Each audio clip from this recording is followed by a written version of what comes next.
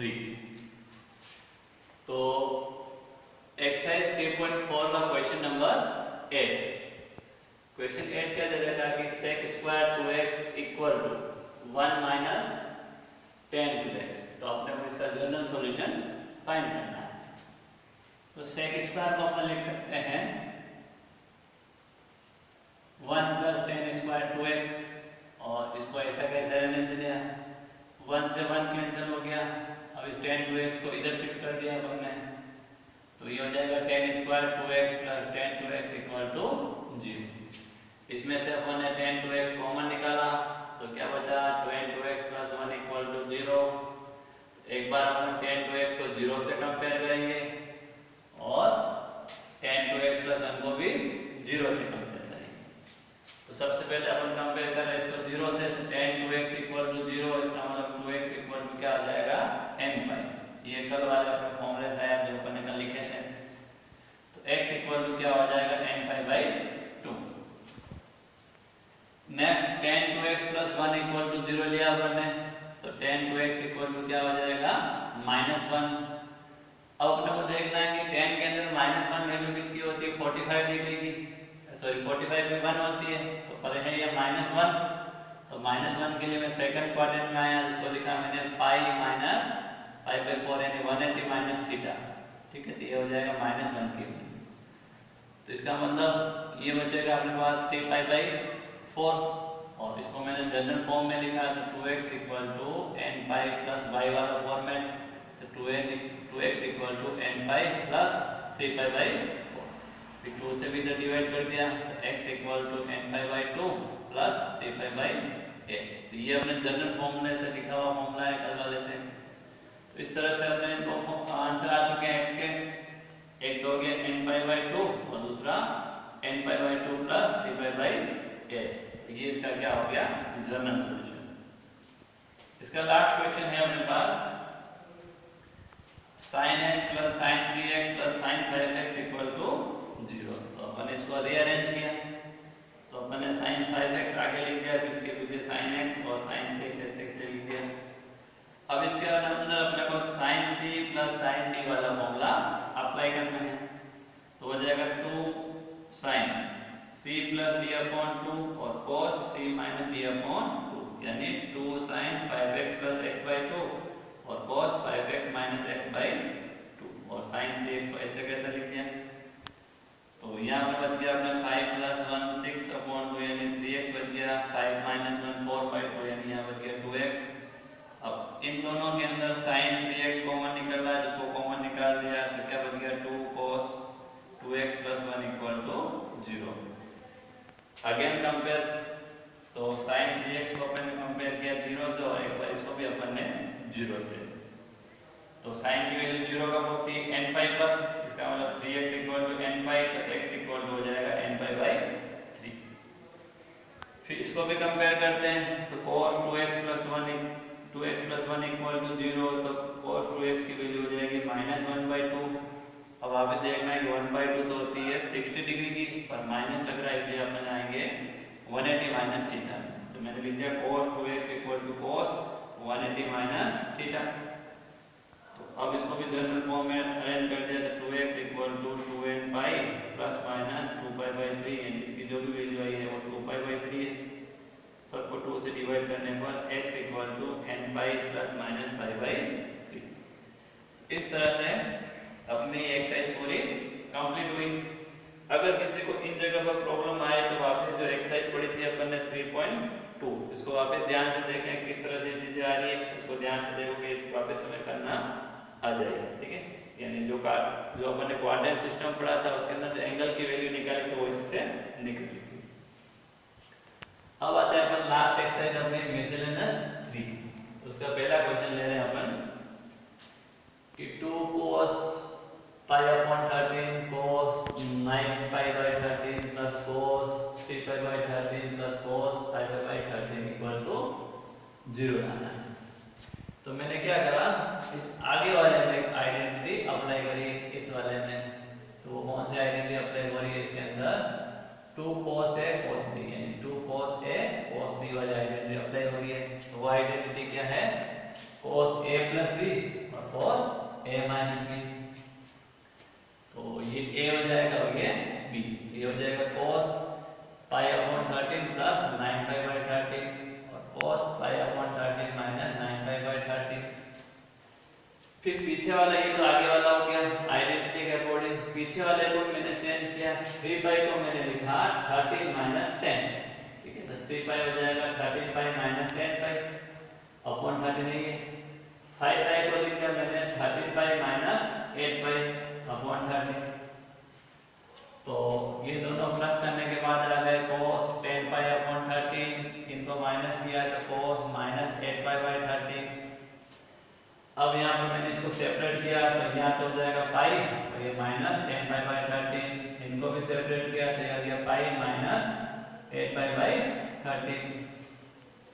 इनको तो ऐसे चीज लिखना है, cos माइनस थीटा क्या होता है प्लस cos थीटा ही होता है, इसको ऐसे कैसे लिख दिया।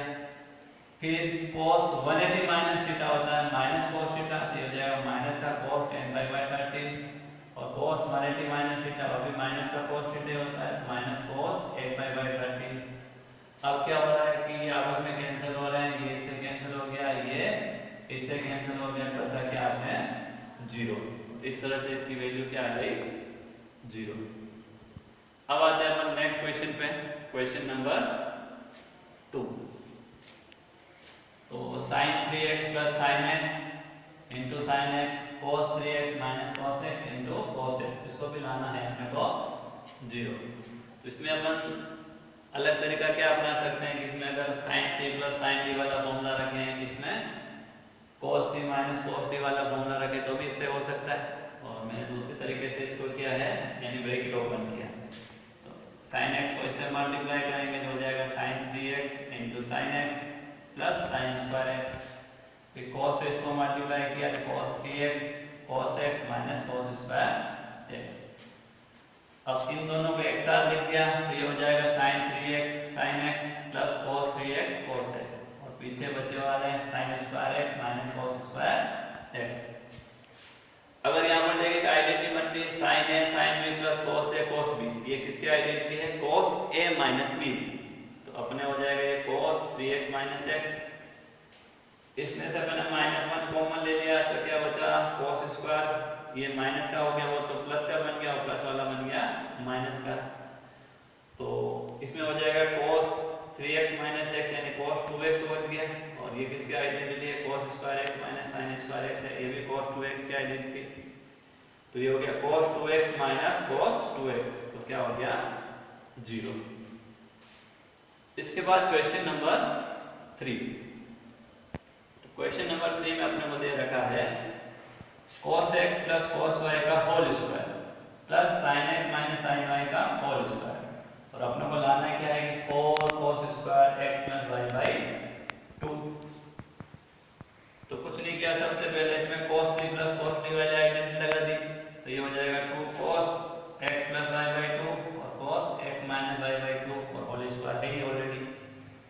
इसमें sin c minus sin d वाली आइडेंटिटी लगी तो 2 cos x plus y by 2 और sin x minus y by 2 का होल स्क्वायर।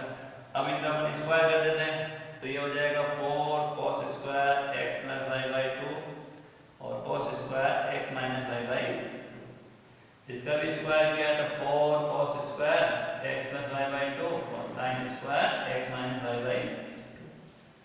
अब देखें इन दोनों में से तो ये वाला part cos square x plus y by 2 इसमें भी है और इसमें भी है, जिसको अपन ने कॉमन निकाला, एक बार कॉमन निकल गया 4 cos square x plus y by 2 common निकला। बचा क्या अंदर एक तो ये वाला part cos square x minus y by 2 और प्लस ये वाला part sin square x minus y by 2। तो cos square theta plus sin square theta क्या होता है 1, तो 1 को अपन इससे मल्टीप्लाई करेंगे तो ये कहीं आएगा, तो आंसर आ गया अपने पास 4 cos square x plus y by 2। ठीक है, तो इसका मतलब ये गया कहाँ, ये है cos square theta plus sin square theta वाली आइडेंटिटी है, इसकी वैल्यू होती है 1 तो इसको अपन लिख दिया 1 तो बचा ये। ठीक है, इसलिए याद रखना। इसके बाद मैंने question number 4, question number 5, question number 6 तुम्हारे लिए छोड़े क्योंकि वो सारे क्वेश्चन इसी तरह से यानी cos c plus cos d या cos c minus cos d, sin c plus sin d और sin c minus sin d की आइडेंटिटी से ही सोल्व होंगे, तो तुम्हें प्रैक्टिस करनी है। अब आते हैं क्वेश्चन नंबर 7 है, ठीक है।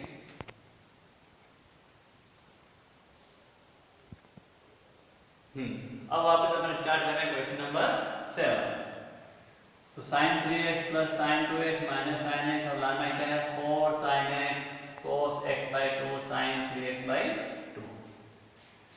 तो इस क्वेश्चन को भी LHS ले लिया अपन ने और इसको रीअरेंज किया। तो sin x को आगे ले लिया तो हो गया sin 3x minus sin x plus sin 2x। अब इसके अंदर sin c plus sin c minus sin d वाली आइडेंटिटी सेट करते हैं। तो ये हो जाएगा 2 cos c plus d upon 2 यानी 3x प्लस x बाई 2 और sin 3x minus x by 2 और cos 2x को ऐसे कैसे लिख दिया। अब ये हो जाएगा 3x प्लस x बाई 2 यानी sin ऐसे cos 2x बचेगा और 3x माइनस x बाई 2 ये बचेगा sin x और cos 2x की आइडेंटिटी वापस लगा दिया अपन ने 2 sin x cos x। अब इसमें से देखें तो दोनों में से ये 2 और sin x कॉमन निकल रहा है तो 2 sin x कॉमन निकल रहा है तो अंदर बचा cos 2x plus x। Again इसके अंदर अपन ने cos c plus cos d वाली आइडेंटिटी लगाई तो 2 sin x ऐसे कैसा 2 cos 2x plus x by 2 और cos 2x minus x by 2। तो ये 2 और 2 मल्टीप्लाई हो गया 4 sin x का sin x ये हो जाएगा cos 3x बाई 2 और cos 2x minus x by. तो ये सारे क्वेश्चन हमने अधिकतर सी और डी वाले फॉर्मेट से चल रहे हैं, ठीक है। अब क्वेश्चन नंबर जो 4 है वो थोड़ा सा डिफरेंट है, इसको थोड़ा डिफरेंट वे से अपने को करना है। तो क्वेश्चन नंबर 8, 9 और 10 तीनों एक जैसे हैं तो मैंने एक क्वेश्चन यहाँ पर तुम्हें सोल्व करके बताया। तो क्वेश्चन 8 क्या कहता है कि 10x की वैल्यू दे रखी है अपने को -4/3 और x कहाँ पर सिचुएटेड है सेकंड क्वाड्रेंट में। अपन जानते हैं कि जो सेकंड क्वाड्रेंट में होता है वहां पर सिर्फ क्या होता है कि साइन और कोसेक पॉजिटिव होते हैं बाकी सारे नेगेटिव होते हैं, इसलिए 10 भी नेगेटिव फॉर्म में आएगा। तो अपने को अदर वैल्यू है मतलब cos x by 2 sin x by 2 और tan x by 2 की वैल्यू निकालनी है। तो इसके लिए अपन एक जनरल सा 9th क्लास में से करते आ रहे हैं अपन कि tan इक्वल टू होता है परपेंडिकुलर अपॉन बेस। तो मैंने एक ट्रायंगल बनाया, इसको मैंने ले लिया परपेंडिकुलर, इसको ले लिया बेस, ये रफ वाल के बेस है। तो 4/3 तो फिर अपन पाइथागोरस का यूज करते हैं, हाइपोटेनस निकाल दिया मैंने 5। तो अब यहाँ से अगर अपन देखें तो cos की वैल्यू क्या हो जाएगी, cos होता है base upon hypotenuse, cos x equal to हो जाएगा 3/5। फिर यहाँ पर माइनस क्यों आया, क्योंकि x कहाँ पर है सेकंड क्वाड्रेंट में और सेकंड क्वाड्रेंट में cos भी नहीं होता, इसलिए cos की वैल्यू माइनस की आ गई 3/5 आ गई। अब एक आइडेंटिटी जो अपन यूज करते आ रहे हैं cos 2 थीटा इक्वल टू होता है 2 cos स्क्वायर थीटा -1। तो इससे अपन ने cos थीटा की वैल्यू निकाली, इसको 1 को इधर शिफ्ट कर दिया, 2 को इसके नीचे ले लिया। तो cos theta equal to √1 plus cos theta upon 2, ठीक है। तो ये इसकी cos थीटा की वैल्यू आ गई। तो इसी तरह से ये cos x की वैल्यू दे रखी तो मैंने cos x by 2 का फॉर्मूला लिखा। तो cos x by 2 equal to हो जाएगा √1 प्लस cos x अपॉन 2। तो यहाँ पर अपन ने वैल्यू रख दी cos x की -3/5, एलसीएम ले लिया तो 2/5 × 1/2 तो 1/√5। फिर वापस अपने को चेक करना है इसका कौन सा क्वाड्रेंट होगा। तो इसके लिए लिखा मैंने कि पहले जो क्वाड्रेंट यानी पहले x सेकंड क्वाड्रेंट में था, सेकंड क्वाड्रेंट किस कब होता है 90 से 180 के बीच में, जब x क्या हो 90 से 180 के बीच में हो तो उसको सेकंड क्वाड्रेंट। अब अपने को x by 2 की वैल्यू निकालनी है तो सबको 2 से डिवाइड किया, इधर आ गया 45 x by 2 और 90। तो 45 से 90 के बीच में कौन सा क्वाड्रेंट होता है फर्स्ट क्वाड्रेंट, और फर्स्ट क्वाड्रेंट में सारे ट्रिग्नोमेट्री रेशियो की वैल्यू होती है पॉजिटिव। इसका मतलब cos x by 2 आ जाएगा 1/√5 और इसकी वैल्यू भी पॉजिटिव रहेगी। फिर वही काम अपन एक ट्रायंगल बनाया, तो ट्रायंगल में 1 हो गया बेस और √5 हो गया इसका हाइपोटेनस, ठीक है। तो अगर अपन इसका परपेंडिकुलर निकाले तो √5 स्क्वायर -1 स्क्वायर तो √4 यानी कितना आ जाएगा वो 2। तो अब इसकी हेल्प से अपन क्या लिख देते sin x by 2 की वैल्यू, तो sin x by 2 क्या हो जाएगा वो परपेंडिकुलर अपॉन हाइपोटेनस यानी 2/√5 और tan x by 2 की वैल्यू परपेंडिकुलर अपॉन बेस, तो ये हो जाएगा 2। अब वापस क्वाड्रेंट के अकॉर्डिंग चलना है कि क्वाड्रेंट कौन सा फर्स्ट चल रहा है, तो सारी वैल्यू क्या आएगी पॉजिटिव। अगर इसके नेक्स्ट क्वेश्चन में अगर अपने को थर्ड क्वाड्रेंट दे रखा है, फोर्थ क्वाड्रेंट दे रखा है, तो अपने को जो क्वाड्रेंट वाला जो सिस्टम है उसके अंदर देखना है कि कौन सा जो रेशियो होता है वो पॉजिटिव होता है, कौन सा रेशियो नेगेटिव होता है। उसी के अकॉर्डिंग अपने को क्या करना है, इनके साइन आएंगे। तो जो नेक्स्ट दो बचे हुए क्वेश्चन है वो भी अपने को इसी तरीके से करने हैं। जो भी वैल्यू दे रखी है अपने को सबसे पहले किसकी वैल्यू निकालनी है, cos की वैल्यू निकालनी है, और cos x की वैल्यू निकालने के बाद cos x/2 निकालना है। भले यहाँ पर कुछ भी हो क्वेश्चन, भले cos भी हो, tan हो, sec हो, कुछ भी हो, सबसे पहले अपने को cos की वैल्यू निकालनी है, ठीक है। फिर उससे cos x/2 निकालना है, और cos x/2 से फिर ट्रायंगल बना के अपन किसी की भी वैल्यू निकाल सकते हैं। इस तरह से अपने को ये नेक्स्ट दो बचे हुए क्वेश्चन भी सोल्व करना है। ये क्वेश्चन होने के बाद अपनी सारी एक्सरसाइज कंप्लीट हो जाएगी। इसके बाद नेक्स्ट एक्सरसाइज पढ़ेंगे कल। Thank you.